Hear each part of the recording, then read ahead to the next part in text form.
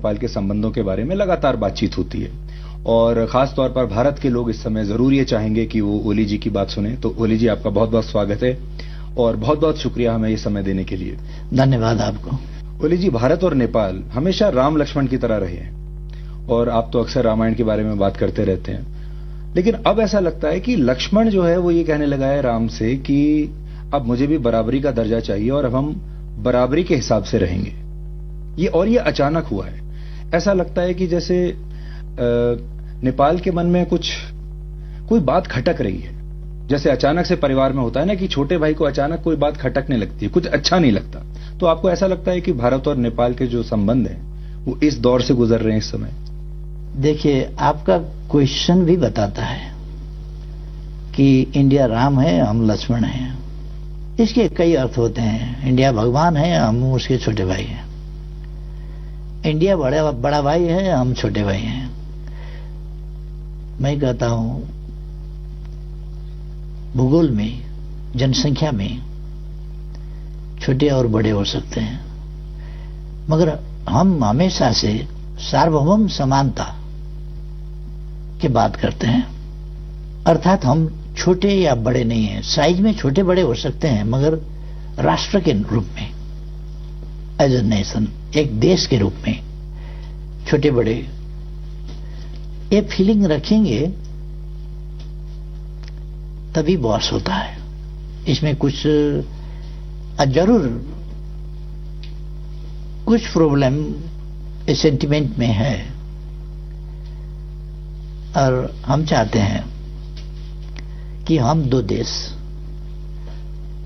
सार्वभौम सत्ता संपन्न देश, सुवरेन देश, दो पड़ोसी देश, दो पड़ोसी मित्र देश जो एक रीजन में रहते हैं, हमारा संबंधों को उसी तरह से जानना चाहिए।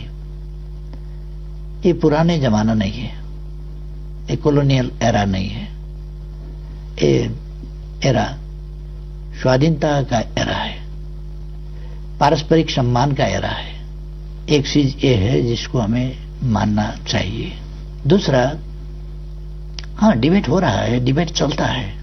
डिबेट ही सत्य को बाहर लाता है। वादे वादे जायते तत्वबोध। बहस ना करें तब सत्य को पता लगाना भी मुश्किल हो जाएगा। इसलिए हमारा ट्रेडिशन भी है। जब दुनिया अंधकार में थी, त्रेता युग में जनकपुर में यज्ञवल्क्य, गार्गी, अष्टवक्र वगैरह बहुत सारे ऋषियां और विदुषियां शास्त्र के बारे में, दर्शन के बारे में, जीवन जगत के बारे में विवादें करते थे। तब दर्शन का अभ्युदय हुआ। दर्शन यहीं से पैदा हुआ था ना। हालांकि यूरोपियन सब दर्शन का, साइंस का उद्गम अरस्तु से मानते हैं। अरस्तु तो ईसा पूर्व 600 साल के, उसे कई साल पूर्व, उसके 1500 साल पूर्व यहां दर्शन के बारे में चर्चा होता था, विचार विमर्श होता था। इसलिए बहस होना अच्छा है। बहस स्वस्थ होना चाहिए और सत्य को पता लगाने के मकसद से होना चाहिए। तो आप कह रहे हैं कि अब आप भारत को बॉस मानने से इनकार करते हैं, उसी पर बहस है।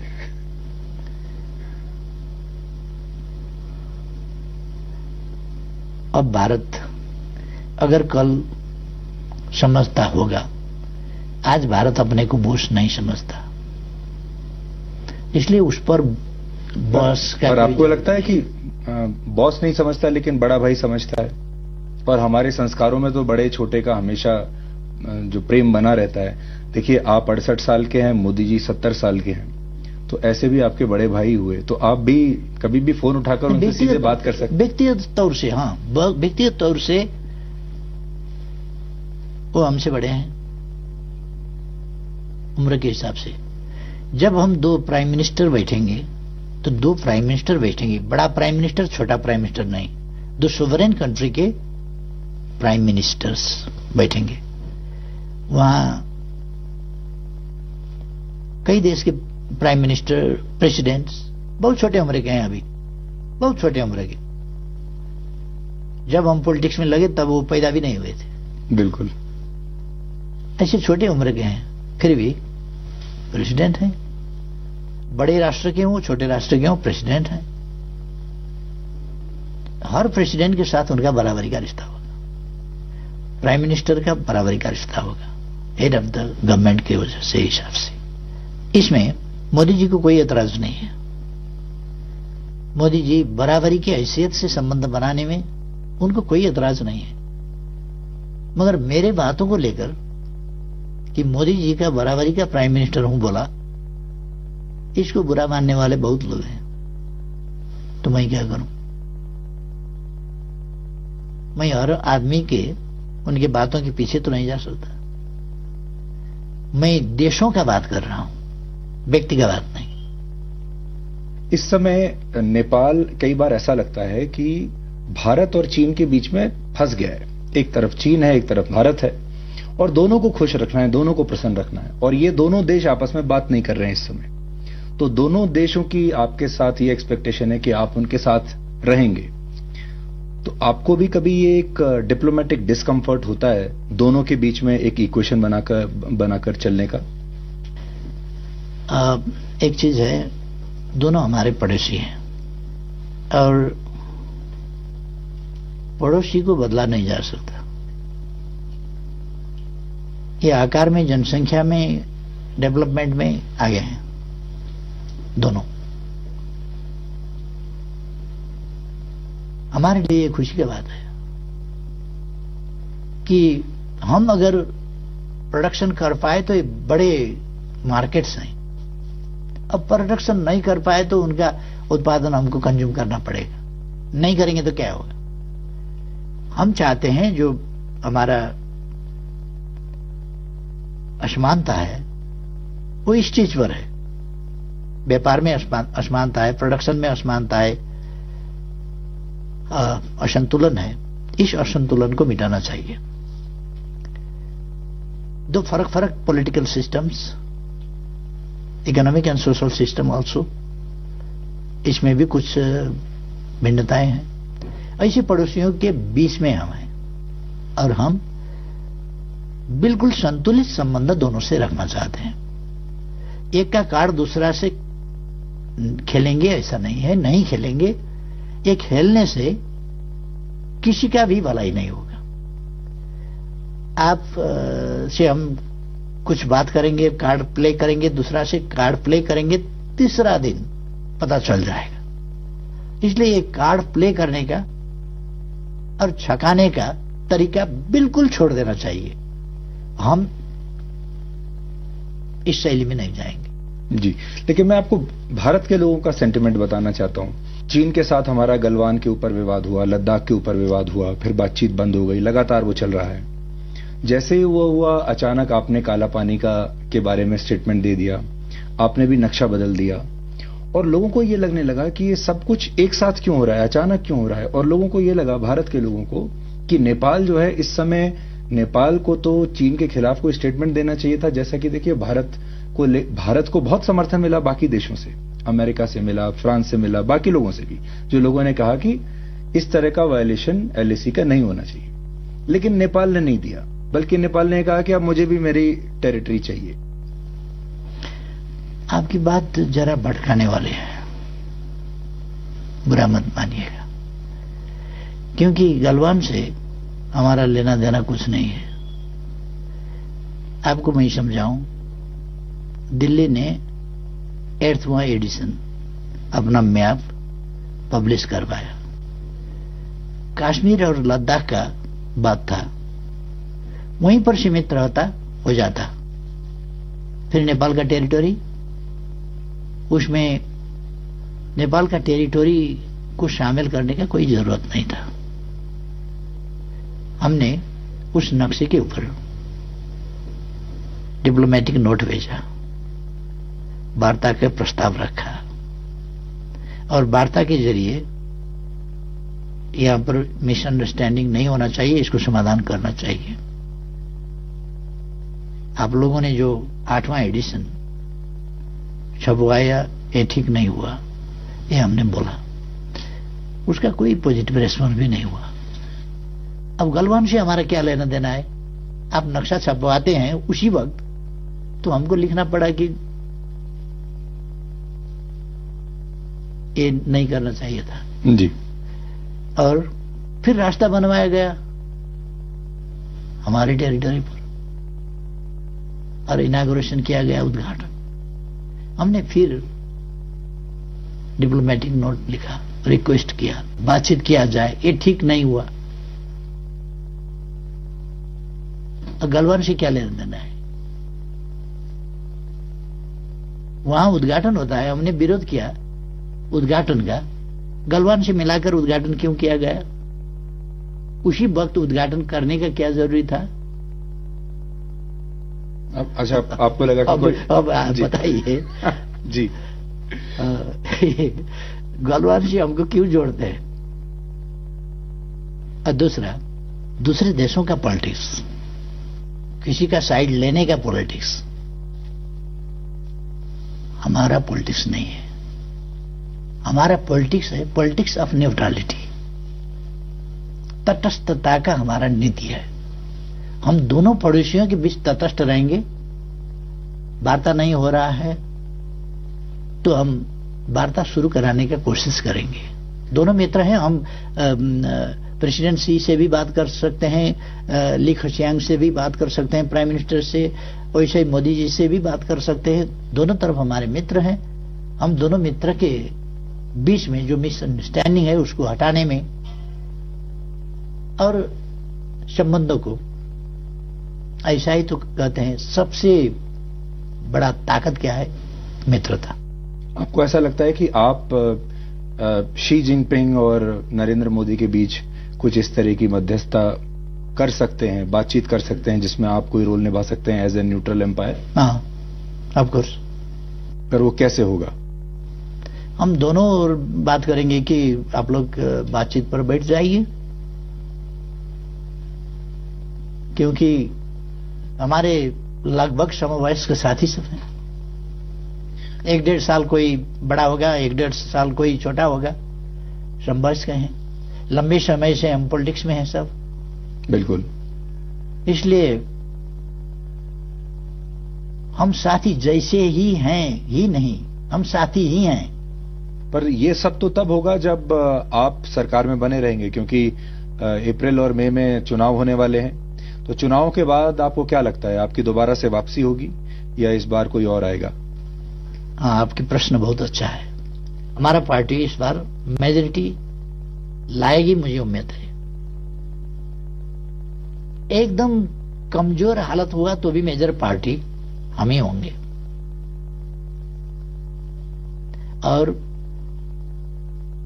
इलेक्शन के बाद भी गवर्नमेंट को लीड हमें ही करना पड़ेगा शायद। इसलिए मैं आश्वस्त करना चाहूंगा सब साथियों को कि इलेक्शन के बाद नेपाल भारत संबंध को और ऊंचाई में पहुंचाने के लिए हम और ज्यादा कंट्रीब्यूट कर पाएंगे। मैं जो सेंटिमेंट की बात कर रहा था, और हम क्योंकि क्रिकेट तो आप देखते ही होंगे, तो भारत में लोगों को ये लग रहा था कि अगर नेपाल एक एम्पायर है और भारत और चाइना मैच खेल रहे हैं, तो ये जो एम्पायर है ये बार बार भारत के खिलाड़ियों को ही ज्यादा आउट दे रहा है, भारत के खिलाड़ियों के लिए ज्यादा जल्दी उंगली उठा देता है, और चीन के खिलाड़ियों के लिए थोड़ा सॉफ्ट है। ऐसा नहीं है, ये एक इंप्रेशन है, गलत इंप्रेशन है। ऐसा कोई एविडेंस नहीं है, हो ही नहीं सकता, क्योंकि हमारे दो पड़ोसी के बीच में सौहार्द संबंध, प्रॉब्लम रहित, समस्या रहित संबंध चाहते हैं। क्योंकि एक चीज कहते हैं और उसमें से आधा हम कटा देंगे। हाथी अगर लड़े तो भी मैदान का नुकसान ही होगा, हाथी अगर मिल गए तो भी मैदान का नुकसान होगा। ये मिल गए तो भी नुकसान होगा, ये इसको हम कटा देंगे। हाथी अगर लड़ेंगे तो मैदान का नुकसान तो होगा। ए टू जॉइंट नेबर्स, ये बड़े पड़ोसी लड़ने लगे तो उसका नकारात्मक असर तो हमको पड़ेगा ही। इसलिए हम चाहते हैं कि अब एशिया का जमाना है, अपने खुद को विकास करना चाहिए। कल का विकास था दूसरा का रिसोर्स लूट कर ले जाना, दूसरा का मैन पावर, दूसरा का रिसोर्स, दूसरा का प्रॉपर्टी लूट कर धन कमाना। यह था कल का विकास का मॉडल। आज का विकास का मॉडल है खुद को करना होगा विकास के काम। खुद को करने के लिए शांति चाहिए, मित्रता चाहिए, टेंशन फ्री एनवायरमेंट, कोई तनाव रहित वातावरण होना चाहिए। तभी विकास को तीव्रता दे सकते हैं, हम गति दे सकते हैं। इसलिए अपने देश के अंदर में हो या पड़ोस में हो, पड़ोसी से हो या अपने अंदर हो, शांति हो तो हम विकास को गति दे सकते हैं। शांति नहीं है तो उस पर हमको ज्यादा ध्यान रखना पड़ेगा, ज्यादा खर्च करना पड़ेगा अननेसेसरीली। विकास का जो प्रयास है और विकास के जो रिसोर्स हैं उसको शांति मेंटेन करने के ओर हमको खर्चा करना पड़ेगा। इसलिए वो हमारे लिए, हमारे विकास के प्रयासों के लिए नुकसानदायी होगा। इसलिए हम चाहते हैं कि हमारे पड़ोसी में अच्छा संबंध हो, विश्वास का वातावरण हो, भरोसा योग्य मित्र बने, कि एक अर्का पर संदेह हो, हम आप मित्र हैं मगर संदेह है आपके ऊपर, साथ में सोए हैं, नींद नहीं आएगी, क्योंकि नींद आ जाएगी मैं सो जाऊं तो मित्र क्या करेगा, मित्र के नाम में बड़ा खतरनाक आदमी मेरे पास में सोने का बहाना कर रहा है, खतरा है, तो नींद नहीं आएगी। आपको किसके साथ अच्छी नींद आ रही है आजकल? आजकल का बात नहीं, नेपाल जो, चीन या भारत? नेपाल जो अस्तित्व में है वो संतुलित नीति के साथ, न्यूट्रलिटी, ये तटस्थता की नीति के साथ किसी का पक्ष नहीं लेना। फिलहाल ये अच्छा नहीं लग सकता है, फिलहाल हमारा साइड क्यों नहीं लिया, हमारे पक्ष में क्यों नहीं बोला, हाँ ताकत लगाओ, हमको क्यों नहीं बोला, वोटिंग क्यों नहीं किया, ये हो सकता है फिलहाल के लिए। मगर अगर आप उसका दीर्घकाल का नतीजा देखें तो हमारा न्यूट्रलिटी, हम किसी भी पड़ोसी के खिलाफ हमारा जमीन, हमारा आकाश इस्तेमाल करने नहीं देंगे किसी को भी।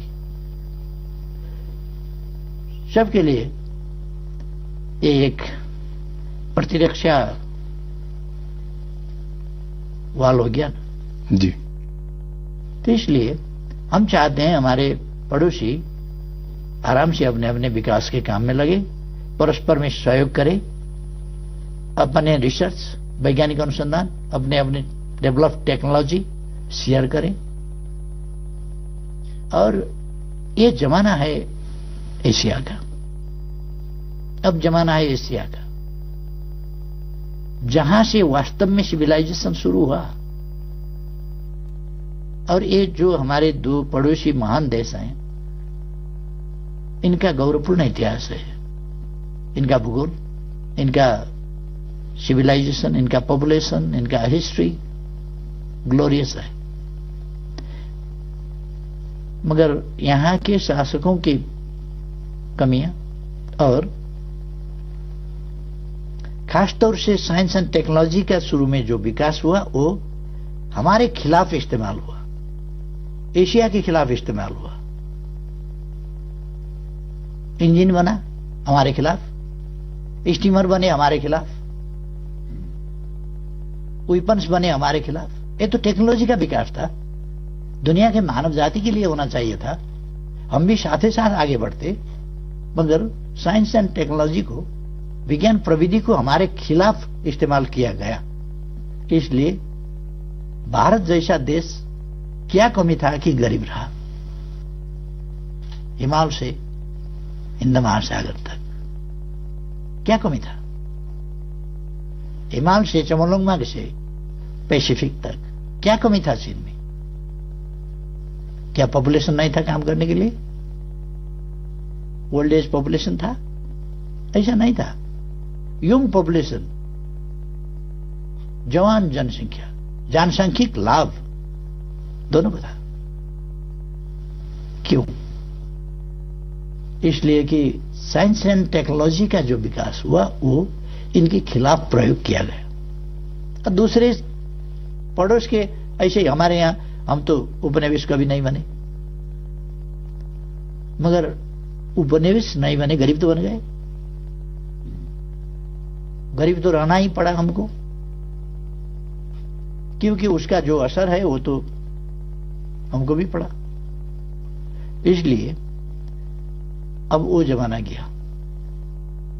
मैं अभी काठमांडू में जब घूम रहा था, लोगों से मिल रहा था, तो एकदम ऐसा लगा जैसे भारत में ही हूं। ऐसा लगा ही नहीं कि कहीं बाहर किसी दूसरे देश में है। कल्चर, संस्कार, सब कुछ भारत जैसा है। भाषा, और भारत में तो कहती हैं कि रोटी और बेटी का रिश्ता है नेपाल के साथ। आपको ऐसा लगता है कभी कि यह रिश्ता आपका कभी चीन के साथ भी हो सकता है? ये जो भारत के साथ जो विशेष रिश्ता है, स्पेशल है, ये कभी चीन के साथ भी हो सकता है? चीन के साथ भी कभी आपके पोरस बॉर्डर्स हो सकते हैं कि कोई भी नेपाली जाके कभी भी चीन में काम कर पाए, कभी भी जाके चीन में शादी कर ले। चीन इन्वेस्टमेंट के लिए अच्छा हो सकता है, उसके पास पैसा हो सकता है, बट आपको कभी ऐसा लगता है भविष्य में चीन के साथ भी ऐसे आपके संबंध हों, या ये भारत के साथ ही संभवता हो? जो एक बार हो गया वो हो गया, शायद आज वैसा भी ना हो पाता। देखिए, मैंने इससे पहले का इंटरव्यू में बोला कि मैं नेपाल के बारे में ही बोल नहीं।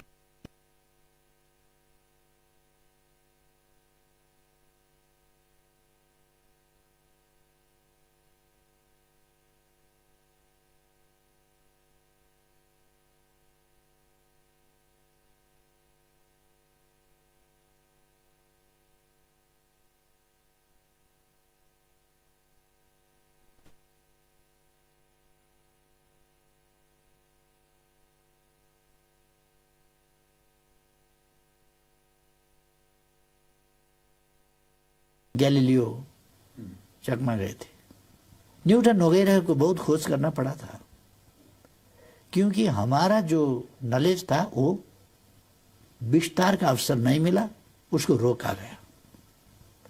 नालंदा क्यों जलाया गया था आपको पता है? नालंदा जलाया गया इसलिए एक सम्राट ने बीमार होने से बोला कि हमको बीमार से छुटकारा पाना है, मगर तुम्हारा औषधि हम नहीं लेंगे, धर्म के हिसाब से हम नहीं लेंगे तुम्हारा औषधि, हमको ठीक करना है आपको। तो नालंदा के ऋषियों ने, मतलब प्रोफेसरों ने आइडिया लगाया कि उनको एक मोटा सा किताब दे दी और कहे कि इसके पाने उल्टाते रहो, पाने उलटते रहो, उलटते रहो। 2-4 रोज पाने उलटते रहे, ठीक हो गए। आश्चर्य से उनसे पूछा कि हम कैसे ठीक हो गए, क्या राज है? तो उन्होंने बताया कि आपको पाने पलटाते वक्त ऐसा करना पड़ा था, क्योंकि पाने ऐसे नहीं पलटते, उसको कुछ चीज़ा गिला करना होता है। तो आप उंगली जीभ पर ले जा रहे थे, पटक पटक, और पाने पलटा रहे थे। वो पाने में औषधि लगाया गया था, तो वो औषधि ऐसे करके आप ले रहे थे, उससे कुछ दिन में आपको ठीक कर दिया। तो इतना डेवलप ये तो खतरनाक बात हुआ। हमारा धर्म कैसे आगे जाएगा? इसको तो नष्ट करना पड़ेगा, आग लगा दो इसको। 9 लाख पुस्तकें वहां लाइब्रेरी में महीनों तक आग बुझी नहीं थी वहां। 4 साल तक। मतलब हमारे पूर्वज तब भी ऐसे थे और हमारा मेडिसिन ऐसा इफेक्टिव था। वो धरती का हम बात कर रहे हैं, धरती का इस भूखंड का बात कर रहे हैं, जिसको हमें समझना चाहिए। और आपने जो पूछा, इन सब बातों से उलझना हमें नहीं चाहिए। ये उलझने की बात है। ब्रॉड माइंडेड होना चाहिए और ब्रॉड माइंड के साथ हमें आगे बढ़ना चाहिए। आगे बढ़ना, कहां पर छिद्र है हमको देखना नहीं है, छिद्र में उंगली डालकर बढ़ाना नहीं है, छिद्र हमको ढूंढना नहीं है, अगर सामने आया निपटाना है, आगे बढ़ना है। तरीका हमारा ये होना चाहिए। इसलिए हम भारतीय भाइयों और बहनों को रिक्वेस्ट कर रहा हूं कि हमें कोई असमझदारी रखने की कोई जरूरत नहीं है। हम 2 पड़ोसी देश हैं, आकार में छोटे बड़े हैं, मगर राष्ट्र की हैसियत से बराबर है। और इस समता के भाव से हमें आगे बढ़ना चाहिए। पिछले कुछ महीनों से जब हम आपको लगातार ऑब्जर्व कर रहे थे तो हमने ये भी देखा कि आप एक प्रधानमंत्री तो हैं, नेता भी हैं, लेकिन आपके अंदर एक हिस्ट्री का प्रोफेसर भी है, एक दर्शन का प्रोफेसर भी है। और हाल के दिनों में आपने जितने लॉजिक्स निकाले, चाहे वो काला पानी, वो भी आपने हिस्ट्री में से निकाला, वो पूरा नक्शे की बात, रामायण के बारे में आपने कहा, वो भी आपने पूरा माइथोलॉजी से और हिस्ट्री से ही निकाला। तो बहुत सारी चीजें आप आजकल निकाल रहे हैं। तो कई बार मुझे लगता है कि भारत के जो नेता हैं या सरकार है, उसको एक प्रधानमंत्री और सरकार से नहीं, एक हिस्ट्री के प्रोफेसर से भी डील करना पड़ेगा। तो इसलिए हिस्ट्री, एक आपके साथ शायद हिस्ट्री पर भी वाद विवाद करने की जरूरत पड़े। हाँ, अगर जेएनयू कुछ ऐसा डिबेट ऑर्गेनाइज करेगा तो भी ठीक होगा कि हम, हाँ, भारत में बहुत सारे विद्वान हैं, मगर जो प्रचार प्रसार होना चाहिए उनके विचारों का, उनका खोज का, उनके अनुसंधान का, और जो हमारे ग्रंथें हैं, हमारे रचनाएं हैं पूर्वजों के और आविष्कार हैं। हमारे पूर्वज ऐसे इनोवेटिव थे और ऐसे रिसर्चर थे जिन्होंने कोई ऐसा पौधे का, पेड़ों का पत्ता नहीं छोड़ा होगा जिसको सिखा नहीं किया होगा। आपने ये भी देखा होगा कि भारत में 2014 के बाद, जब से प्रधानमंत्री नरेंद्र मोदी बने, एक राष्ट्रवाद की लहर आई है, एक नया अलग माहौल बना है।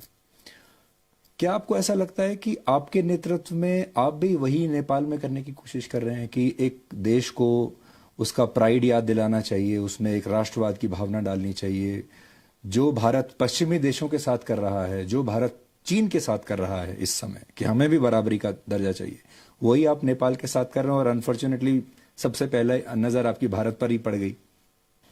बात ऐसा है, आज का जमाना ही, मैंने शुरू में ही कहा, ये औपनिवेशिकता का जमाना नहीं है, उपनिवेशवाद का जमाना नहीं है, कॉलोनियलिज्म का एक जमाना था, अब वो समाप्त हो गया। उसके अवशेषों को हमें समाप्त करना है, अपने मन से, अपने मस्तिष्क से। हमें अपने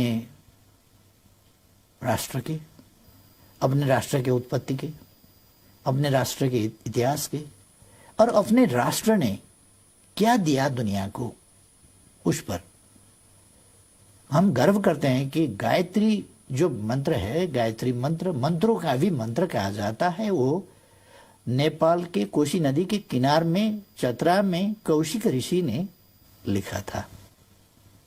मंत्रों का मंत्र, सर्वोच्च मंत्र गायत्री मंत्र कौशिक ऋषि ने कोशी के किनार में लिखा था।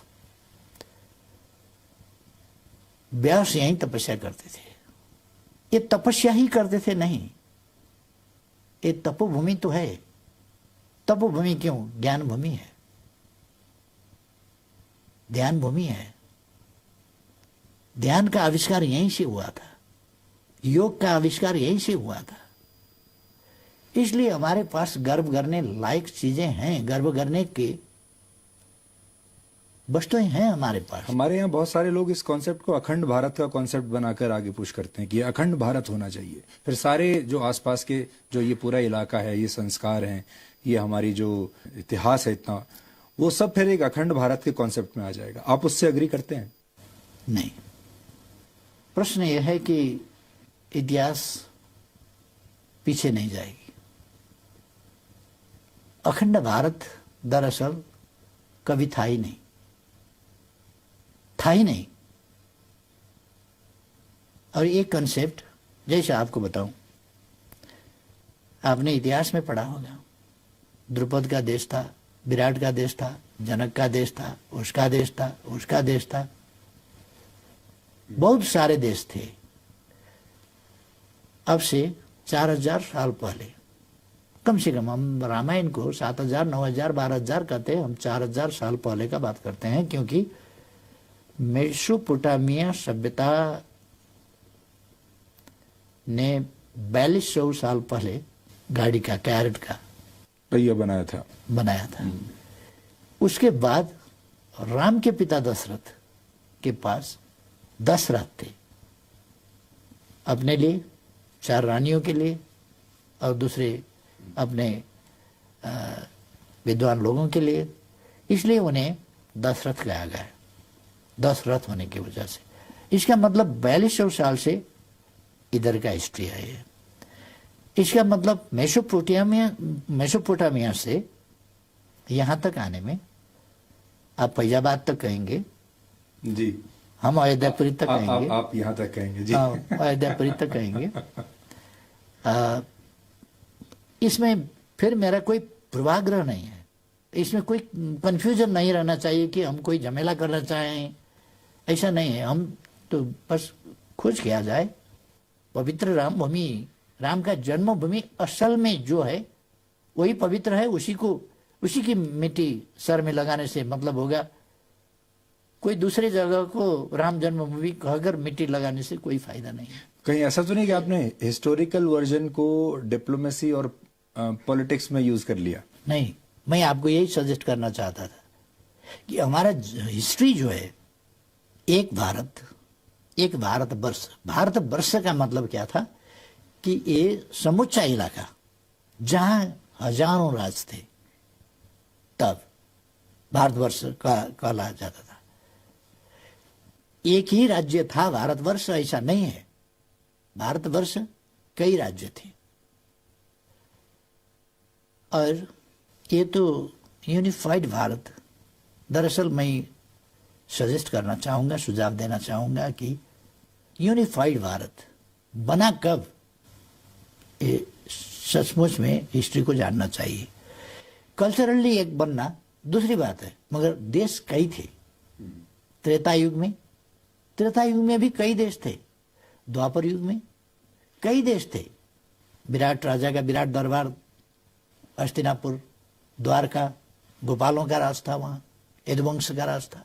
हस्तिनापुर में दूसरा का था, दूसरी जगह दूसरा का था, दूसरी जगह दूसरा का था। ऐसा बहुत राज्य थे।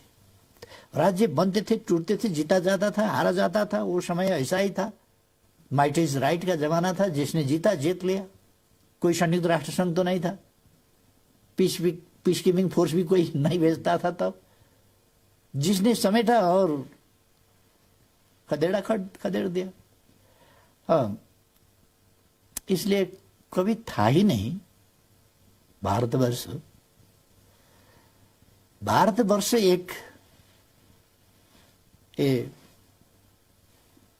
हिमवत खंड का, अफगानिस्तान से लेकर म्यांमार तक, बर्मा तक का भूमि, उत्तराखंड के हिमवत खंड, ये हिमवत खंड के अंदर भारतवर्ष था।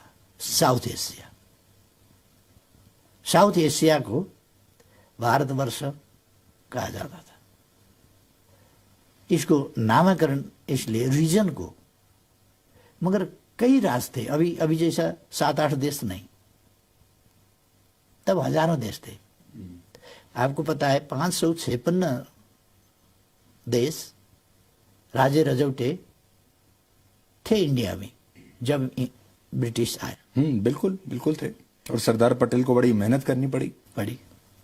तो इसलिए ये बहुत बात तक आप जानते हैं, पंजाब का अपना कल्चर है, भाषा है, संस्कृति है, वेशभूषा है, सब। बंगाल का बंगाली,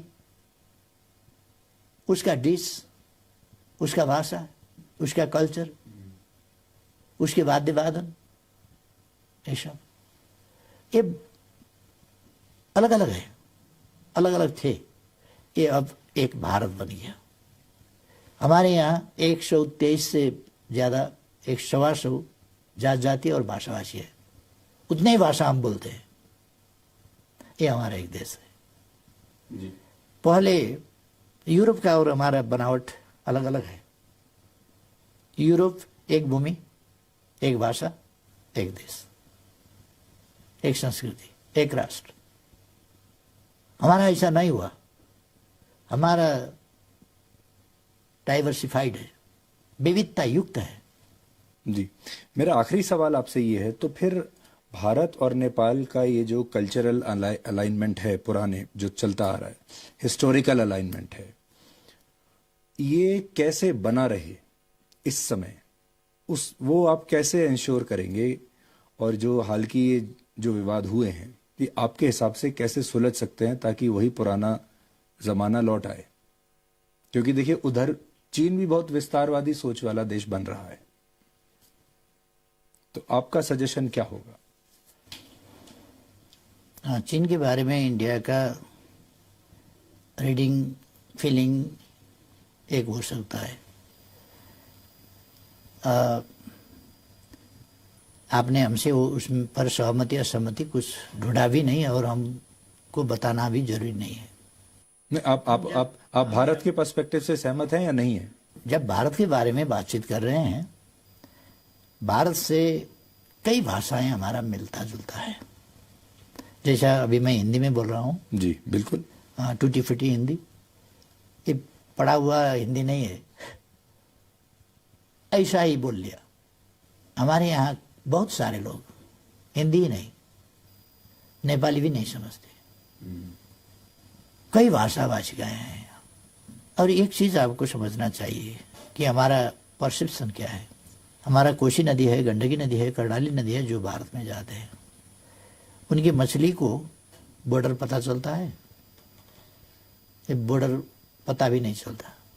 हमारे बॉर्डर इलाका में जो चिड़ियाएं हैं, वो इधर से उधर जाते हैं, उधर के गाछी में बैठते हैं, इधर आते हैं, इधर के गाछी में, उधर के धान खाते हैं, इधर के गेहूं खाते हैं।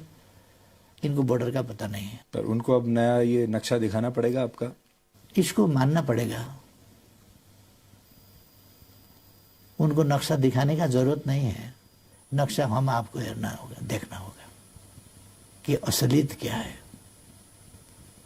अब इसमें हमको ये चाहिए कि हम दरअसल सच्चाई को कबूल करें, तथ्यों को मानें और फीलिंग को समझें। ये जरूरी है। फीलिंग को आधारहीन फीलिंग को नहीं, सच्चाई पर आधारित, तथ्यों पर आधारित, प्रमाणों पर आधारित फीलिंग्स, उनको समझना चाहिए। इसलिए इंडिया ने नक्शा छापा नहीं है। इंडिया ने तो नक्शा छापा है अपना देश का। तो हर देश अपने नक्शा छापते हैं ना, अपने टेरिटोरी को समेट कर छापते हैं ना। विवाद है तो नहीं, नक्शा नहीं छापते। अब पाकिस्तान के साथ आपका विवाद हो गया, आप नक्शा तो छापते हैं, अपना टेरिटोरी जो मानते हैं आप उसको मानकर। पाकिस्तान जो अपना टेरिटोरी मानता है उसको मानकर फिर छापता है। जब जिस दिन वो विवाद निपटारा हो जाएगा, एक ही प्रकार का नक्शा बनेगा। हाँ, ये है बॉर्डर। अगर चीन ने ऐसा किया होता तो आप चीन के साथ भी ऐसे ही करते? मैं आपको ये बताऊं कि हम सोवरेनिटी के, टेरिटोरियल इंटीग्रिटी के सवाल में किसी से कम किसी से ज्यादा व्यवहार नहीं करते। किसी ने ऑक्युपाई किया तो अच्छा हुआ, किसी ने ऑक्युपाई किया तो अच्छा नहीं हुआ, किसी ने कुछ गलत किया तो वो भी ठीक है, किसी ने गलत किया तो सचमुच गलत है। ये हमारा इंसाफ नहीं है। हम हर किसी के साथ समान व्यवहार करेंगे, हर किसी के साथ। ओली जी, बहुत बहुत शुक्रिया हमसे बात करने के लिए, और मुझे बड़ी उम्मीद है कि आपने जो हिंदी में हमसे बात की है, भारत के जो हमारे दर्शक हैं वो आपकी बात सुनेंगे और उन्हें आपका जो व्यू पॉइंट है वो उनको पता चलेगा। आपका बहुत बहुत शुक्रिया। धन्यवाद।